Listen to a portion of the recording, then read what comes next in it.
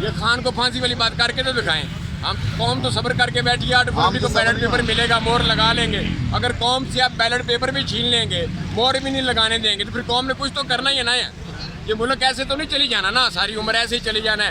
یہ غلام ابن غلام, نہ یہ شریف خاندان کی جگیر ہے, نہ یہ بھٹو خاندان کی جگیر ہے. آزاد لوگ ہیں, آزاد قوم ہے.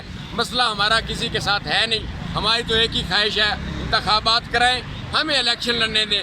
قوم خان کو پسند کرے تو خان آ جائے گا, قوم کسی اور کو پسند کرے گی تو وہ آ جائے گا. تو میں جھگڑا کیا ہے؟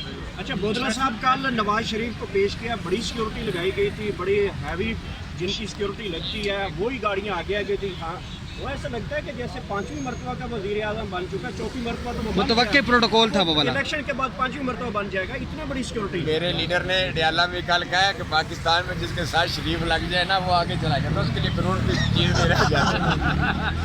تو آپ کو پتا ہے آج تک پاکستان میں جس کے ساتھ بھی شریف لگا اس نے ترقی کی ہے. شریفوں کے لیے کوئی قانون نہیں ہے. شریفوں لیکن وہ مجرم ہے, جیل سے بھاگا ہوا تھا, ایک دن بھی گیا جیل میں نہیں, کیونکہ اس کے ساتھ شریف آتا ہے.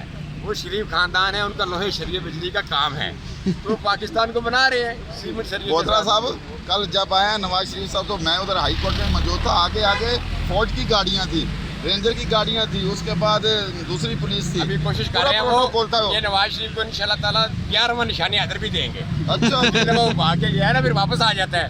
یہ اس کی بہادری ہے, چلا جاتا ہے پھر آ جاتا ہے, اس کو نشانی حیدر بھی ملے گا. مریم اورنگزیب نے اس کا نام سجیسٹ کیا ہے.